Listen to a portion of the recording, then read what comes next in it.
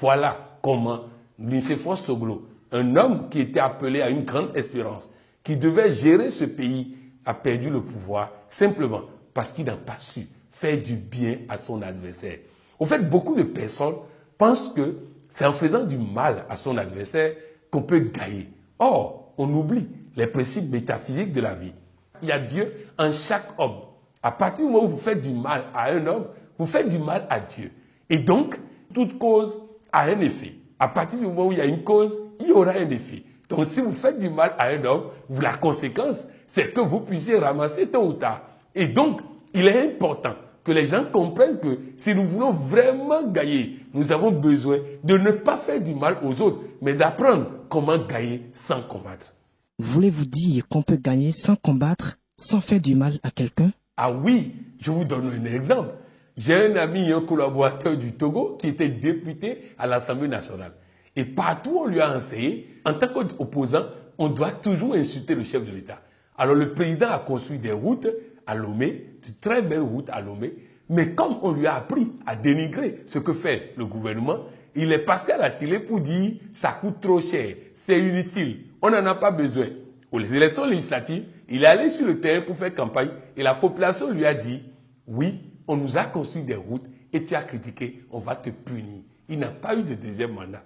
Et c'est en ce moment qu'il est revenu me voir pour dire que tu as toujours parlé de gagner sans combattre, mais là, j'ai perdu en combattant. Alors apprends-moi à gagner sans combattre. On peut féliciter le président et le battre aux élections. On peut féliciter l'adversaire et le battre aux élections. On n'a pas besoin de mentir. Parce que la politique, n'oublions pas que le politicien est un chef de famille. Il a des enfants qui le regardent et qui voient papa en direct à la télé en train de mentir. Résultat, il donne une mauvaise image à ses enfants. Je voudrais dire à tous les jeunes qui m'écoutent, la politique, ce n'est pas le mensonge. La politique, ce n'est pas l'art de faire du mal. Je vais aller plus loin. Je vous dis, il y a un samouraï qui était sur un bateau. Et un autre samouraï le provoquait. Et l'autre ne voulait pas combattre. Parce qu'il a compris que pour gagner, on n'a pas besoin de combattre. Alors, le samouraï dit, toi, pourquoi tu ne parles pas? Je vais te battre. Et le monsieur lui dit, nous sommes sur un bateau. On ne peut pas se battre sur un bateau. Allons vers une rive et on va se battre là-bas. Et ils sont allés vers la rive. Le samouraï qui voulait se battre a sauté du bateau pour aller sur la rive. Et l'autre samouraï a tourné le bateau, a continué son chemin. Et l'autre, il doit se débrouiller maintenant pour quitter l'île et rentrer là où il doit aller. Voilà, on n'a pas besoin de te battre pour gagner. On a besoin de développer des valeurs morales. On a besoin de choisir le temps favorable. On a besoin d'avoir des compétences personnelles, humaines et relationnelles. Lorsqu'on a ces éléments, on gagne toujours. Mais si votre adversaire n'a pas de valeur morale, laissez-le faire. La nature se charge de régler son compte. Parlez-nous de l'art de gagner sans combattre. L'art de gagner sans combattre, je l'ai appris de Lao Tzu, un spécialiste de stratégie qui nous a enseigné comment on peut gagner sans combattre. Je disais tout à l'heure que lorsque votre adversaire n'a pas de valeur morale, ne le combattez pas. Il va tomber de lui-même parce que la nature va lui faire payer tout ce qu'il fait de mauvais. Mais s'il a des valeurs morales, faites tout pour devenir son allié, son ami, son partenaire. Vous voyez en Afrique du Sud, Nelson Mandela était en prison. Il a fait 27 ans de prison. Il sort de prison et il analyse les rapports de force. Il dit qu'ils sont toujours plus forts. Ils ont la police, ils ont l'armée. Si je les combats, ils vont me tuer. Donc j'ai besoin de les transformer en partenaires, en associés, en alliés. Et c'est ce que Nelson Mandela a fait.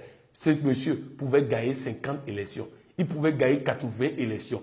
Il est le patron indétrônable des élections en Afrique du Sud. Mais ce monsieur l'a obtenu comment? En faisant en sorte que même ses adversaires d'hier, et pour la petite histoire, il avait des gardes-corps de son prédécesseur qui étaient chargés de tuer lui et ses collaborateurs.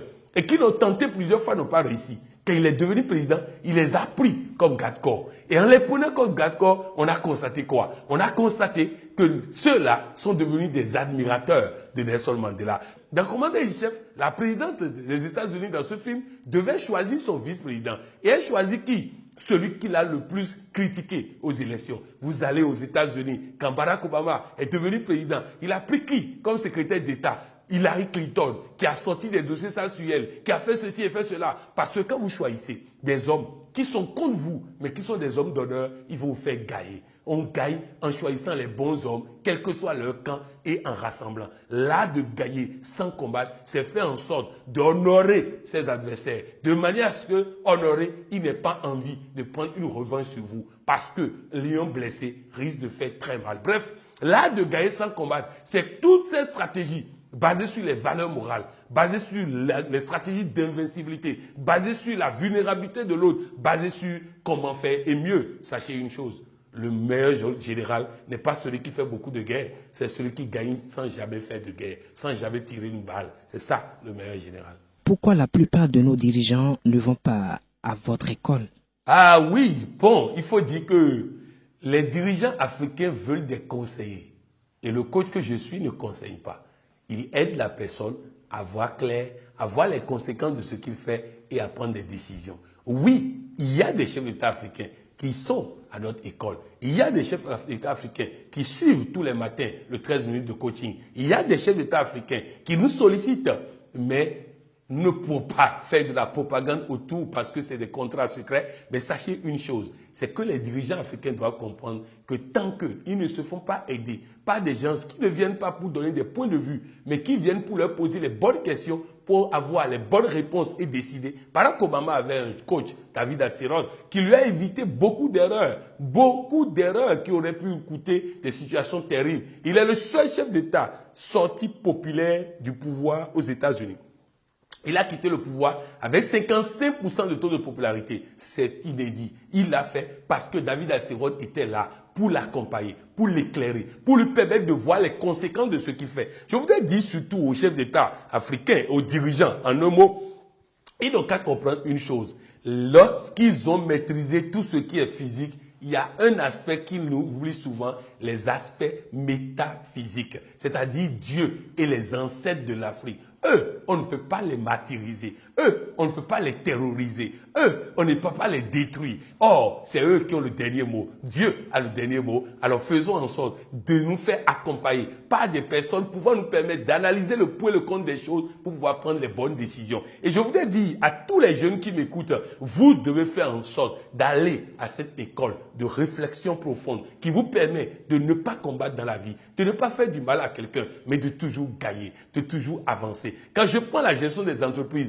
voilà un employé au Cameroun que le patron a insulté, méprisé, minimisé. Elle m'a vu. J'ai dit, envoie-lui un message. Dis-lui, vous avez certainement vu quelque chose qui vous a amené à dire ça, mais je vous promets de corriger ça pour que désormais, vraiment, vous allez vous serez fiers de moi. La personne voulait la détruire, mais sa réaction a fait qu'elle est devenue partenaire de cette personne. Il y a une dame à Lomé qui nous a dit son mari a 2 femmes, l'autre a enfant, elle n'a pas enfant. Avant, quand l'autre disait, chérie, mon bébé, tout ça, que ça l'énervait. Mais que depuis qu'elle a compris le connaisse, à partir du moment où l'autre est en train de chérir son enfant, elle prend la parole maintenant, elle se dit intérieurement, bientôt moi-même je vais faire la même chose, donc je n'ai pas de raison d'être jaloux. Elle est sage-femme, elle enseigne à l'école des sages-femmes. Elle dit avant, quand un étudiant dépasse un professeur et ne salue pas le professeur, c'était un scandale. Mais qu'est-ce qui s'est passé? L'étudiant l'a dépassé. Elle voulait brailler, mais après elle s'est dit, elle a peut-être des problèmes. Elle a laissé l'étudiant partir, elle était fière d'elle-même. J'ai raconté ça à mon épouse. Elle est sortie, elle voit une vendeuse d'orange.